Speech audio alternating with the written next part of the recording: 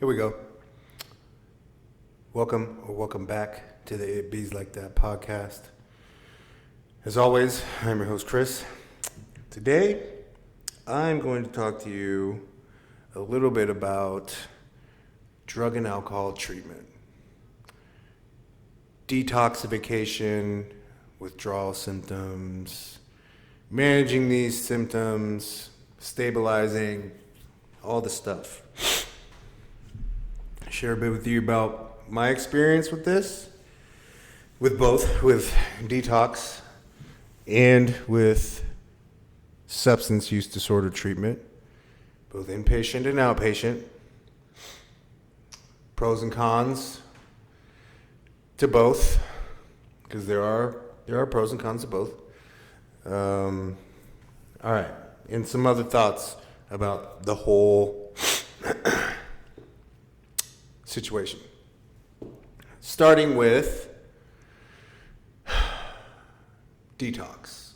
So this is ground zero. This is the first stop after falling off of the floor, right? Falling up from the floor. What does that mean? Well, it means you're already at your lowest point. You can't really get any lower because you can't fall off the floor. So what do?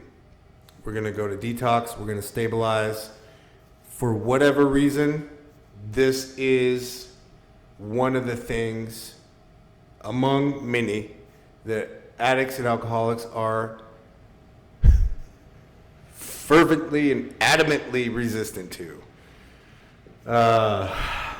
Obviously, one of the goals of after you've been in active addiction for a while, the fun and the glamour and the sensationalism wears off, and you're no longer hanging out, partying, having a good time. All of those good time friends are gone. All of that good time money is gone because the last thing to go is your job, and that's been gone for a while. So resources are pretty limited. So you're really just focusing your day all day on staying well and avoiding withdrawal. Not fun. You kind of exist in this space between starting to withdraw, getting a little bit of dope or alcohol, and just kind of staying just on this side of it. Pretty glamorous stuff. Alcohol, which is the substance that I've withdrawn from the most in my illustrious career as a connoisseur of the spirits. It sucks bad. And I went through the gamut of all of the fun and not so fun withdrawal symptoms, seizures, shaking, delusions, hallucinations, sweats, puking, diarrhea, some of this all at the same time and in bed. Really fun, really, really fun. High blood pressure, liver damage, all of it.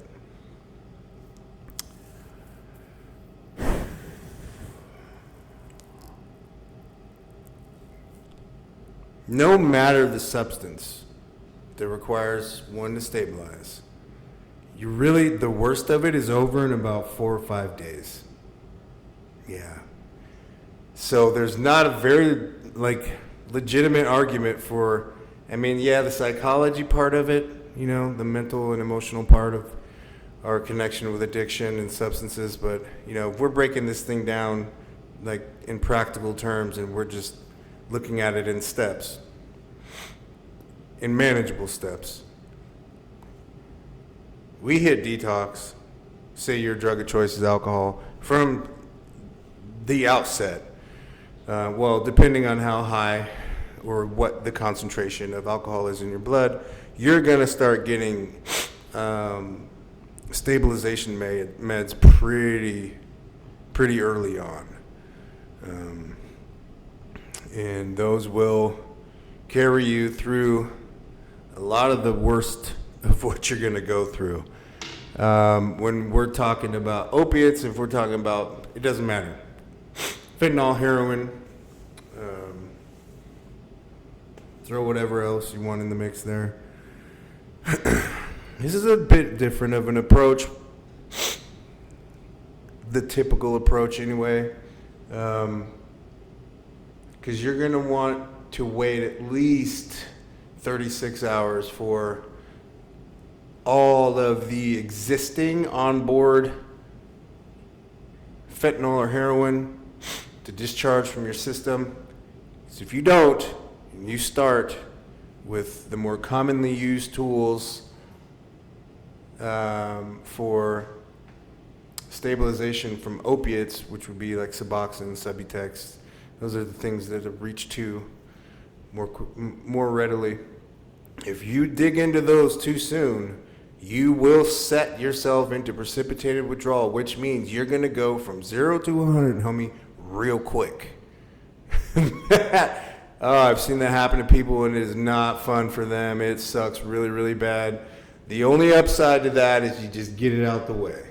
You get it out of the way. You don't have that slow onset where you see it coming and it's building, and you just, you go through this big deal. And I'll tell you straight up, I can say this because I am a part of this community. We're a bunch of babies. We don't want to feel discomfort on any level, right? We'd rather just be put to sleep for a week, wake up, and like it never happened. All right. I'm not here to debate whether or not this is a sound approach. I do have my feelings on it. I think that there is a valuable lesson in establishing a concordance for experience. If I have something I can reach out and reference, playing the tape all the way through when I'm tempted, or if I'm waffling on a reservation, should I not? Pop that top, smoke that pill. Whoo, buddy, I remember how miserable that was and all the other things that are attached to relapse. If I don't have that, if I've been rescued from my choices in that way, I don't know. We can talk about that on a different episode. But just getting to detox and stabilizing, honestly, is a big, big step. And if you've been able to do that, good for you. And you've been able to maintain that momentum, good for even better. There are those of us out there who had many at-bats with detox. I'm one of them. You can ask my wife about the many trips to different ERs and, community detoxes and whatever. Just all of it. Many. And then it finally happened for me. But it wasn't just like, it finally worked. It's just about the at-bats, and you got to play the odds until you win. No, that's not what it is about. It boils down to a decision, but we can cover that later. And on to, so first, getting stable with help. In a setting like that where you preferably have your own sleeping space, but you have community, you have support, you have medical staff, you have clinical staff, you have other people around you who are going through a similar experience at various stages in the process. This is a big help. This is the kind of stuff you want. You do not want to do this process in the backseat of a 09 Hyundai in winter. This is probably a bad idea.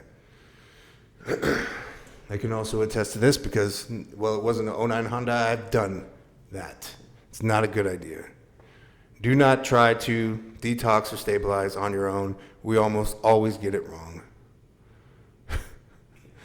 Anyway. And if it's alcohol, do not do it on your own. You could die. The other stuff, you'll feel like it, but what I'm trying to do is increase your likelihood for a positive outcome and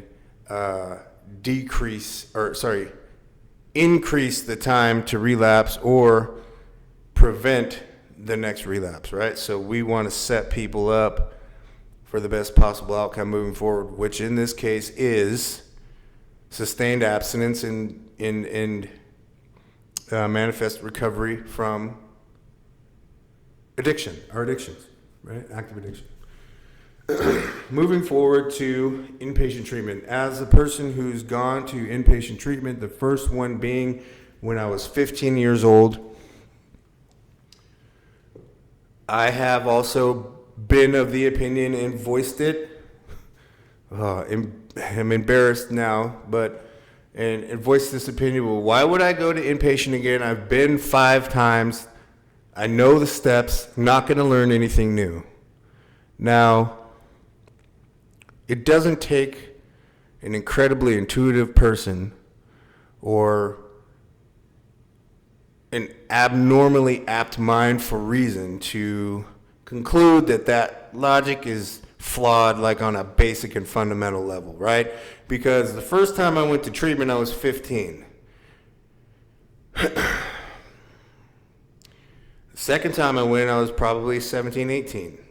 And so on these things go. But the point is, different stages, different ages. Early in my addiction, early in age. You see where I'm going with that? Recognize a little pattern there?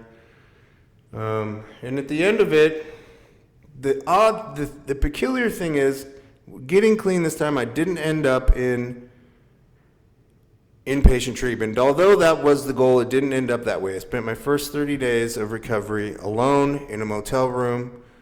I did have a lot of support, but I spent a lot of my time alone, navigating a new city on my own, figuring out the resources, going to recovery support groups,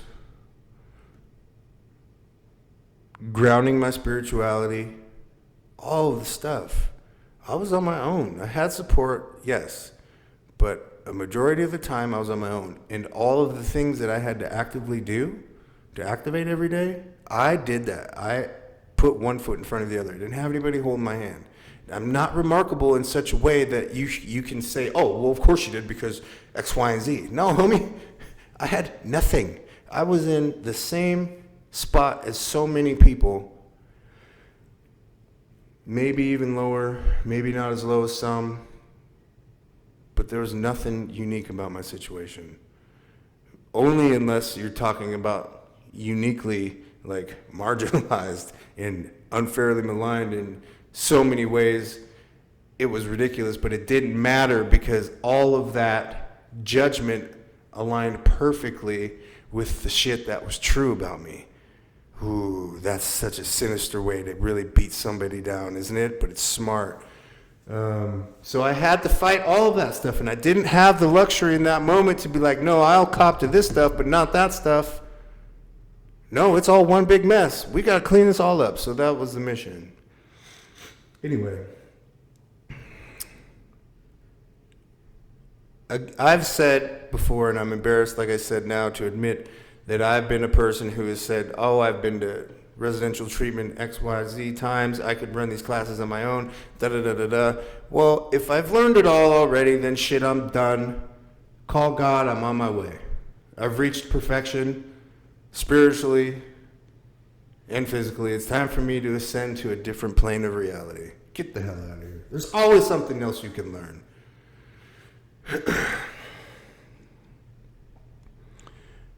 Recognize that our best thinking got us to where we are right now. Stop trying to run the show.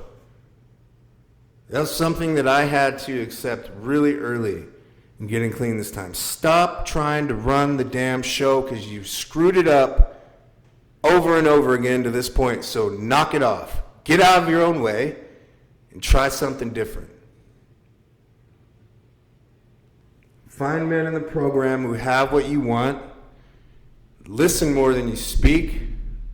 Do more than you ask for. And over time, things will get different. Then they'll get better. And before you know it, you have a completely different life. That's what happens. So, pros of going to inpatient treatment. Even if you've been 40 times. Sure, is a lot of it going to be review? Yeah, but maybe you missed something. Maybe you need to go one more time to get this one phrase. Or you need to make this one connection with another resident or with a clinical staff member. Maybe that. But if you're homeless, it gets you off the street. If you're hungry, it makes sure you're fed and you're warm. It gives you community.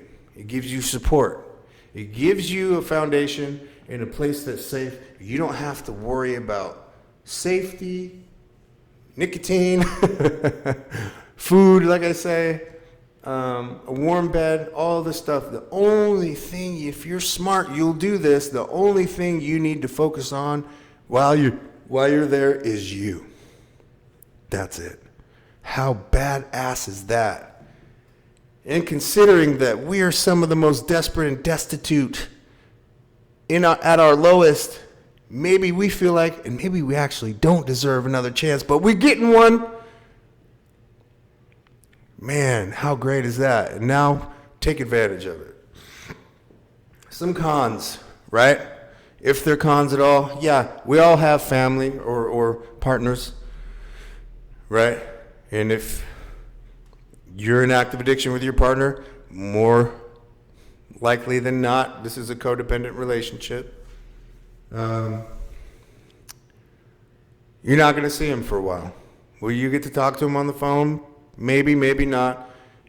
You get to write him some letters, maybe not. But there will be some contact. You'll be able to keep up about how they're doing. Are they going to find love in 30 days? It could happen, but it probably won't. They're still going to be in love with you.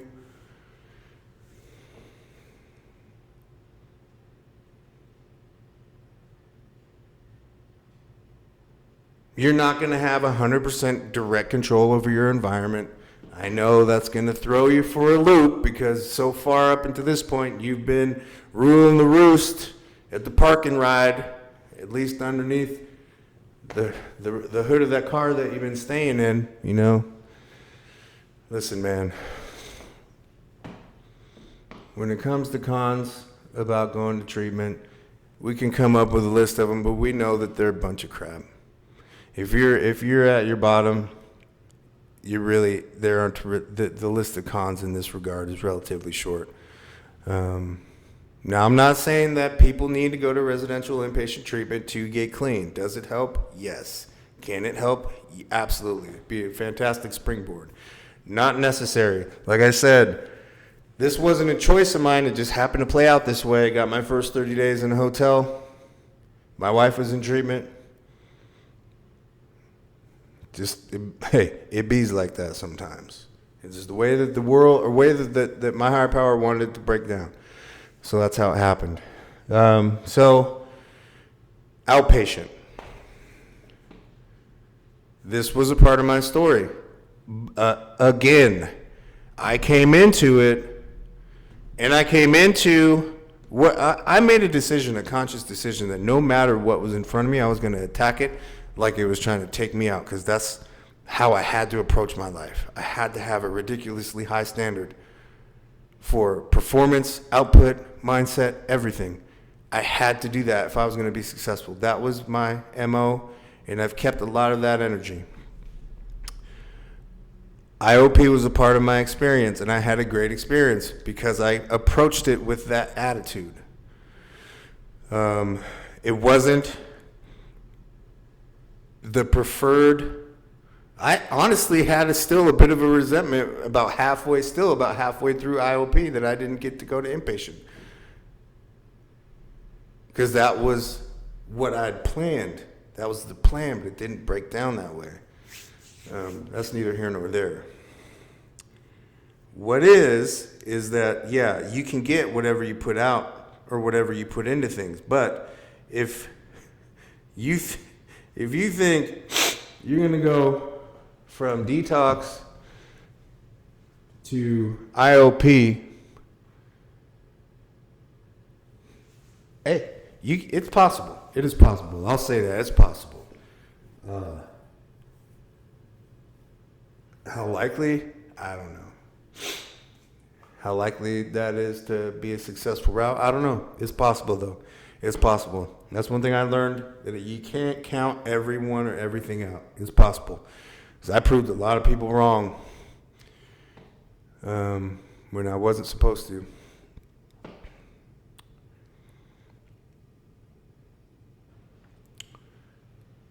No matter what, no matter your approach, no matter if it's IOP, if it's any other kind of program, whatever track you take or you end up on,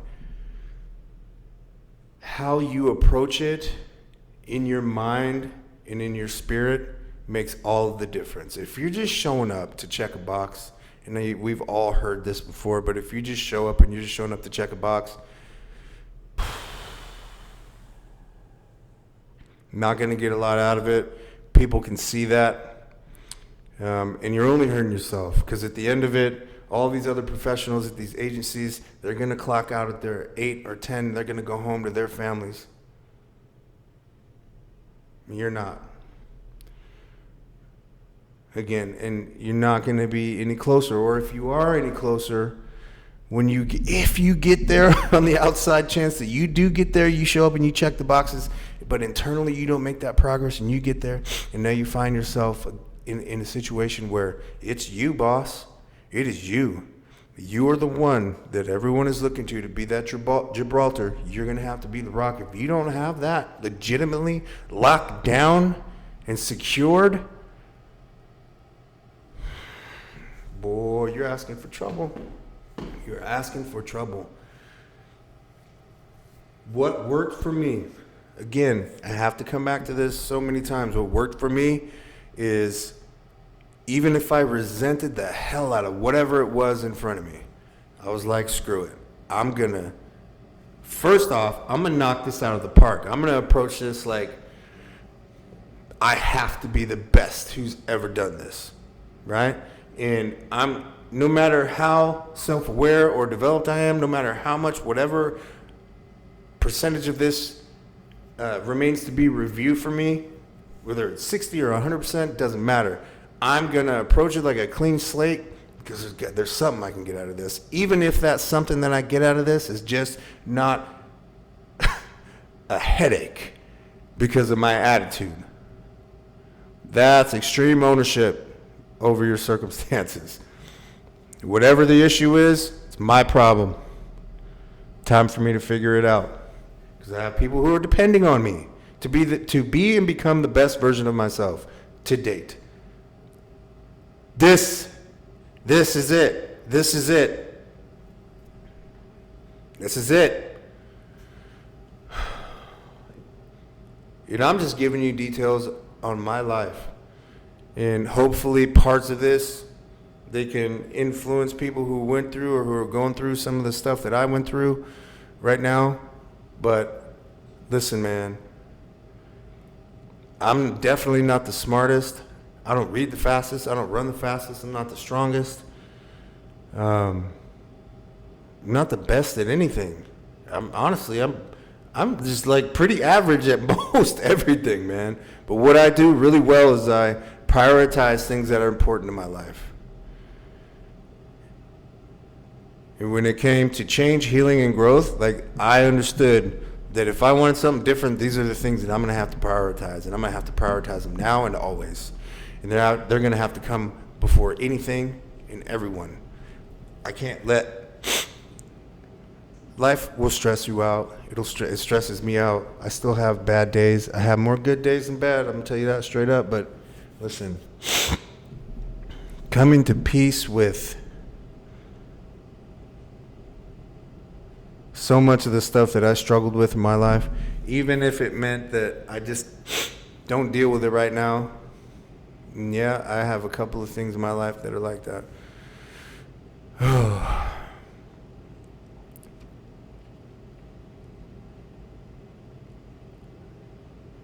But no matter what your relationship looks like, no matter what your home life looks like, no matter what your living situation looks like,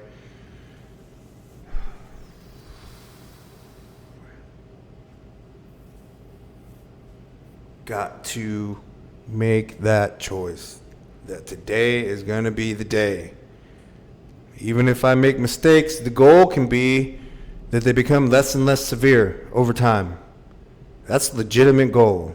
And that along the way, I do as much as I can to actively grow in all the areas of my life that I need to. Prioritizing the ones that matter the most, which are going to prevent the most potholes from popping up, right? This is what we got to do. I better hurry up before I get my video upended. Let me just do this. Let me let my staff know that I'm in the middle of filming content.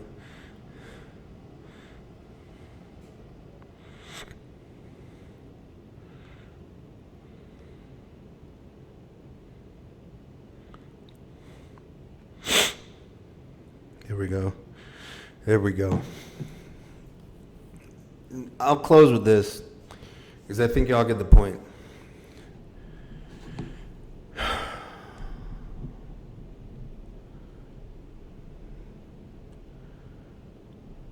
I don't consider myself to be any better than any other human being that I interact with. Like, inherently, the value in God's eyes, we are all equal. We're all the same. We all make mistakes. We all make good choices. We all have the stuff, right? Like, we all go through all of it. But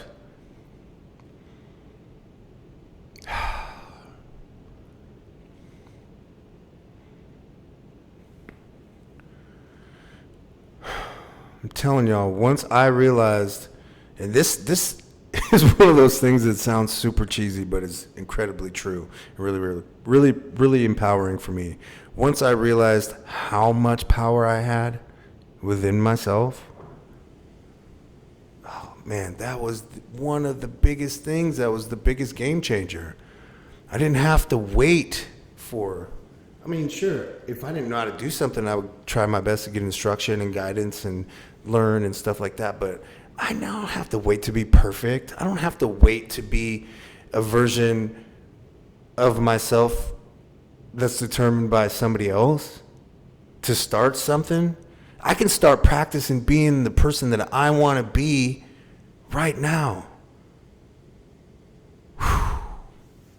Even if I suck at it today, I can start practicing this stuff and trying this on and molding it to fit who I am right now. And then once it becomes closer to being a part of me, then we kind of grow into that new self.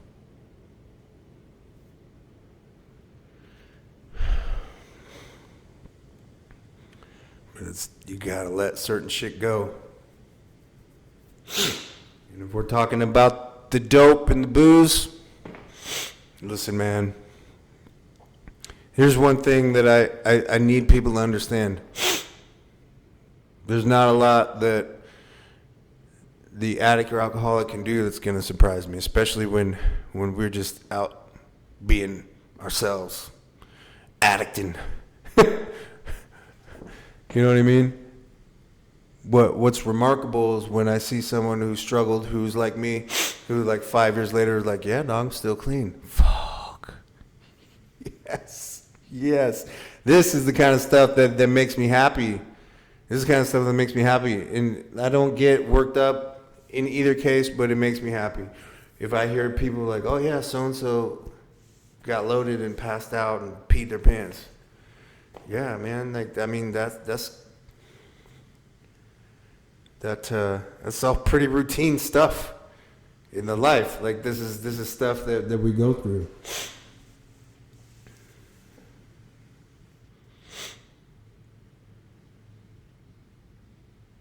So why did I say that? I said that to say that, well, it might feel noble and poetic and romantic in a Don Quixote kind of way. Look, man.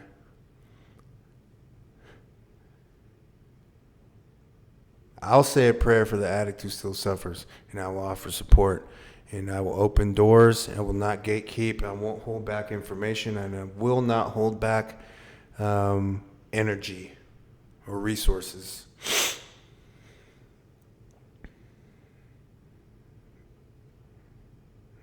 But I can't co-sign it. Can't do it. Can't co-sign it. And there's different opinions on this. I'm a little old school this way.